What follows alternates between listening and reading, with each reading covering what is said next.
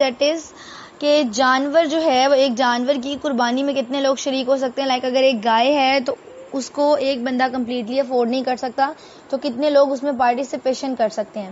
دیکھیں گائے اور اونٹ دونوں کے لیے ایک ہی حکم آتا ہے, یعنی 7 لوگ اس میں پارٹیسپیٹ کر سکتے ہیں. 7 لوگ گائے میں پارٹیسپیٹ کر سکتے ہیں, اسی طرح 7 لوگ اونٹ میں.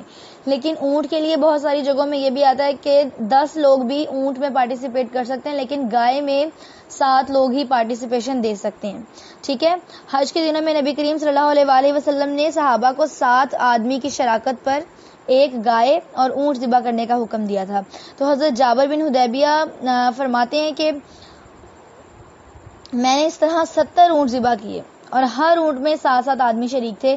یعنی کہ میں نے نبی کریم صلی اللہ علیہ وآلہ وسلم کی وجہ سے, یعنی ان کے کہنے کی وجہ سے, ان کی سنت کی وجہ سے میں نے اسی طرح 70 اونٹ ذبح کیے اور ان 70 اونٹوں میں لوگ 7 شامل تھے. ٹھیک ہے. اسی طرح جابر بن عبداللہ روایت کرتے ہیں کہ ہم رسول اللہ صلی اللہ علیہ وآلہ وسلم کے زمانے میں حج کرتے تو گائے 7 آدمیوں کی طرف سے ذبح کرتے تھے اور اونٹ بھی 7 آدمیوں کی طرف سے ذبح کرتے تھے اور ہم سب اس میں شریک ہو جاتے تھے. اسی طرح جو اونٹ کے لیے موسٹلی یہ بھی آتا ہے کہ 10 افراد جو ہیں وہ اونٹ کے لیے پارٹیسپیٹ کرتے تھے. اسی طرح ابن عباس رضی اللہ عنہما روایت کرتے ہیں کہ ہم سفر میں نبی کریم صلی اللہ علیہ وآلہ وسلم کے ساتھ تھے تو قربانی کا وقت آ گیا تو گائے میں ہم 7 آدمی شریک ہوئے اور اونٹ میں 10 آدمی. یہ احادیث جو میں نے آپ کے ساتھ شیئر کی ہیں یہ سنن نسائی اور ابن ماجہ دونوں میں صحیح احادیث موجود ہیں, آپ لوگ اس کو وہاں سے بھی اسٹڈی کر سکتے ہیں. اوکے جی. اس کے بعد نیکسٹ کوشچن ہے کہ قربانی کے لیے اگر جانور نہ ہو تو کیسے قربانی کی جائے.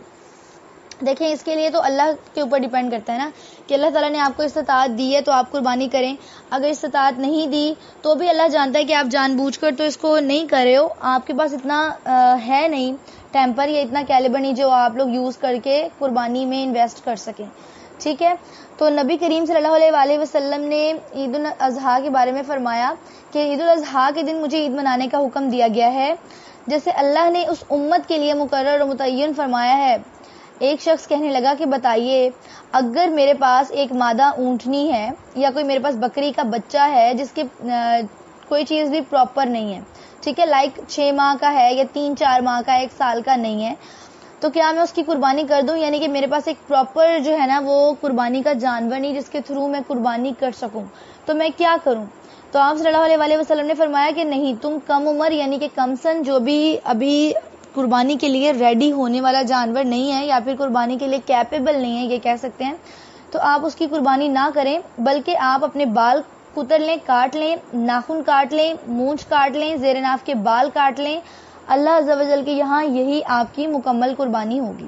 ٹھیک ہے. اور یہ حدیث ابو داؤد میں حسن لکھی ہوئی ہے. اسی طرح اور بھی آپ کو بکس میں اس کی حدیث جو ہے وہ مل جائے گی کہ اگر قربانی کا جانور آپ کے پاس اویل نہیں ہوتا تو یہی آپ کی پراپر قربانی ہے کہ آپ اپنے نیل کٹنگ کریں, اپنی مونچھیں جو ہیں آپ کی ماؤتھ اسٹریچز کو فائن کریں, اس کے علاوہ اپنی ہیئر کٹنگ کریں, اپنے زیر ناف کے بالوں کو فائن کریں. اللہ عز و جل کے یہاں یہ آپ کی کمپلیٹ قربانی ہوگی کیونکہ اللہ جانتا ہے کہ آپ اتنا افورڈ نہیں کر سکتے ہو.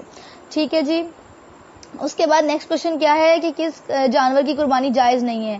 اچھا جی, اس سے پہلے ہم ڈسکس کر چکے ہیں, اب یہ بھی کوشچن آج ریپیٹ آیا کہ کس کی قربانی کی جا سکتی ہے. یہ میں آلریڈی ڈسکس کر چکی ہوں اسی سیریز میں, تو آپ نے وہ لیکچر سن لینا ہے.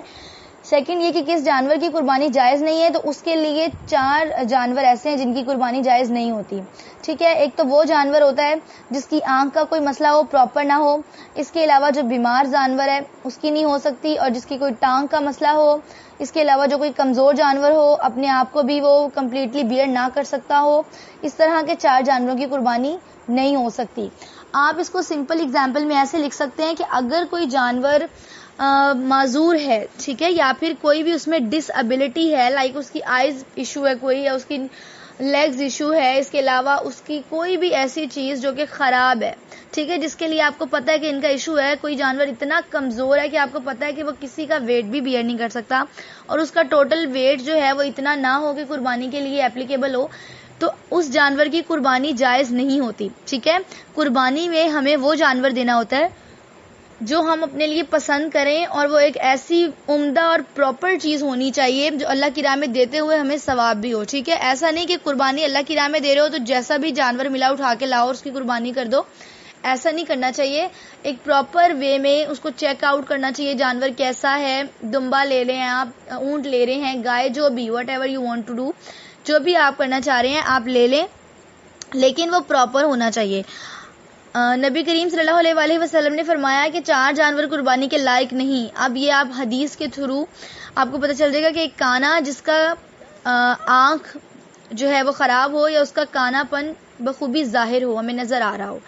دوسرا یہ کہ بیمار, جس کی بیماری بالکل ظاہر ہو, یعنی وہ جانور بیمار ہو اور پتہ بھی ہو آپ کو کہ یہ جانور بیمار ہے, پھر بھی آپ اس کو سیل آؤٹ کر دو اور آپ لوگ خریدو بھی, تو یہ آپ کی قربانی جائز نہیں ہوگی. تھرڈلی, جو لنگڑا ہے یعنی جس کا لنگڑا پن ظاہر ہو, اس کی ٹانگ میں کوئی ایشو ہو, وہ ٹھیک سے چل نہ سکتا ہو, آپ کو پتا ہو کہ یہ جو جانور ہے اس کی ٹانگوں کا کوئی مسئلہ ہے, یہ اس میں ڈسیبلٹی ہے, لیکن آپ پھر بھی اس کو خریدو تو آپ کی قربانی جائز نہیں ہے. اس کے علاوہ فورتھ جو انہوں نے بتایا کہ دبلا, بوڑھا یا کمزور جانور, بوڑھا جانور جو ہوتا ہے اس میں بہت زیادہ فیٹس ہوتے ہیں, ٹھیک ہے, تو اس کی فیٹس کا سارا ویٹ ہوتا ہے, اس کے اندر کوئی ایسا گوشت وغیرہ نہیں ہوتا جو آپ تقسیم کر سکیں, اس لیے بوڑھے جانور سے بھی اوائڈ کرنا چاہیے. صحت مند اور جوان جانور کو استعمال کرنا چاہیے قربانی کے لیے, ٹھیک ہے. اور ایسا کمزور جانور کہ جس کی ہڈیوں میں گودا نہ ہو, یعنی ہمیں پتا ہے کہ اس کی ہڈیوں میں کوئی گوشت تو ہے نہیں, صرف ہڈیاں ہی ہڈیاں, ڈھانچہ ٹائپ وہ بنا ہوا ہے, ایک اسٹرکچر سا, تو اس کے ساتھ آپ قربانی کریں تو یہ آپ کے لیے جائز نہیں ہوگا. پھر صحابہ نے کہا کہ ہم نے نبی کریم صلی اللہ علیہ وسلم سے کہا کہ ہمیں قربانی کے لیے وہ جانور بھی برا لگتا ہے جس کے دانت میں کوئی نقص ہو, یعنی اس کے دانت ٹھیک نہ ہو, تو وہ بھی ہمیں نہیں لگتا کہ یہ قربانی کے لیے ویلیویبل ہوگا. تو آپ صلی اللہ علیہ وسلم نے فرمایا کہ جو تمہیں ناپسند ہو اس کو چھوڑ دو, لیکن کسی اور کو یا کسی اور پر اس جانور کو حرام نہ کرو, ٹھیک ہے. لائک آپ کو پتا ہے کہ دانت کے لیے کوئی اسپیشل وعید نہیں ہے, لیکن اگر کسی کے جانور کے دانت میں نقص ہے تو آپ اس کو اس لیے نہیں لے رہے ہو کیونکہ آپ کا مائنڈ سیٹسفائی نہیں ہے یا آپ دلی طور پر مطمئن نہیں ہیں اس چیز سے کہ آپ اس جانور کو قربانی کے لیے یوز کر سکیں, تو آپ کم سے کم اس کو اپنے تک رکھیں, دوسروں تک نہ پہنچائیں, ٹھیک ہے, تاکہ وہ لوگ بھی اس کو اپنے اوپر حرام نہ کر لیں. اس کے علاوہ یہ کہ نبی کریم صلی اللہ علیہ وسلم نے سینگ ٹوٹے جانور, یعنی سینگ کٹا, جس کے کان نہ ہو, کان کٹا ہوا جانور, اس کی بھی قربانی سے منع فرمایا, یعنی کہ ان چیزوں کی قربانی نہیں ہو سکتی کیونکہ یہ جو ہے وہ کمپلیٹ نہیں ہوتے, انکمپلیٹ جانور ہوتے ہیں, اور اللہ کی راہ میں ہم اس طرح کے اینیملز کو نہیں دے سکتے. اچھا جی, اس کے بعد کوشچن ہے کہ قربانی کے جانور کی کھال وغیرہ استعمال کی جا سکتی ہے. ہاں جی بالکل استعمال کی جا سکتی ہے, اس میں کوئی حرج نہیں ہے. نبی کریم صلی اللہ علیہ وسلم کے دور میں کھالوں کے ساتھ بہت امپورٹنٹ چیزیں بنائی جاتی تھیں. اب بھی آپ نے دیکھا ہوگا موسٹلی دعوت اسلامی کا ایک پوسٹر لگا ہوا ہوتا ہے کہ جو جانور کی کھالیں ہیں وہ دعوت اسلامی والوں کو دیں.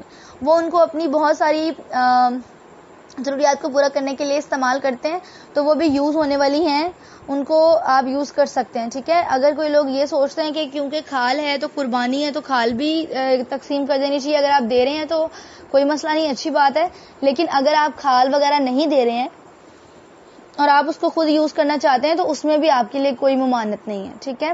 اچھا جی, اس کے بعد ہے کہ کیا 2 جانور ایک ساتھ قربان کر سکتے ہیں. دیکھیں اس میں 2 کنڈیشنز ہیں, ٹھیک ہے. پہلی چیز کیا, جیسے میں نے آپ لوگوں کے ساتھ پہلے بھی یہ چیز شیئر کی ہے کہ 2 جانور آپ قربان کریں, بھلے آپ 5 جانور کریں, بھلے 10 جانور کریں, اس میں کوئی ایشو نہیں ہے, لیکن آپ کی نیت جو ہے وہ خالص ہونی چاہیے, کیونکہ ہمارے ہاں 2 یا 3 جانور کرنے والوں کی نیت یہ نہیں ہوتی کہ ہم زیادہ لوگوں کا پیٹ بھر سکیں گے, بلکہ ان کی نیت یہ ہوتی ہے کہ ہم لوگوں کو زیادہ یہ دکھا سکتے ہیں کہ ہم اتنے جانور قربان کر رہے ہیں, ٹھیک ہے. تو جو چیز آپ کے اندر تکبر کو جگہ دے رہی ہے یا آپ کے اندر کسی بھی بڑائی کو پیدا کر رہی ہے, اس چیز سے خود بخود اوائڈ کرنا ہے. اور سیکنڈ چیز یہ کہ اگر آپ کے پاس اتنا اماؤنٹ ہے, اتنی انویسٹمنٹ ہے کہ آپ ساری انویسٹمنٹ اپنے جانور پہ لگا رہے ہو, تو آپ کے لیے یہ چیز ضروری ہے کہ آپ اتنی انویسٹمنٹ اس پہ نہ لگائیں, بلکہ آپ اس میں سے کچھ جو ہے وہ انویسٹ کریں اور کچھ جو ہے اس کو کسی غریب کے ہیلپ کے لیے دے دیں, تو یہ آپ کے لیے زیادہ بینیفیشل ہوگا. باقی 2 جانور کی قربانی کرنے پہ کوئی ممانعت نہیں ہے, جائز ہے. حضرت علی رضی اللہ عنہما نے نبی کریم صلی اللہ علیہ وسلم کی جانب سے بھی قربانی کی, تو اس طرح وہ 2 دمبے قربان کیا کرتے تھے, یعنی ایک اپنی جانب سے اور ایک نبی کریم صلی اللہ علیہ وسلم کی جانب سے. تو 2 جانور قربان کرنا بھی کوئی ریسٹرکشن نہیں ہے, الا یہ کہ آپ اس کے اندر کوئی اپنی تکبر کی علامت لے کر نہ آئیں. اوکے جی, اس کے بعد کوشچن ہے کہ عرفہ کے دن روزہ رکھا جا سکتا ہے. تو ہاں جی, عرفہ کے دن روزہ رکھا جا سکتا ہے. باقی اس سے ریلیٹڈ جو کوشچن ہے وہ انشاءاللہ میں آپ لوگوں کے ساتھ نیکسٹ ڈسکس کروں گی. سو اللہ تعالیٰ آپ کو اور مجھے اپنے حفظ و امان میں رکھے. اللہ تعالیٰ آپ کو اور مجھے زیادہ سے زیادہ علم حاصل کرنے اور اس پہ عمل کرنے کی توفیق عطا فرمائے. جزاکم اللہ خیرا کثیرا. السلام علیکم ورحمۃ اللہ وبرکاتہ.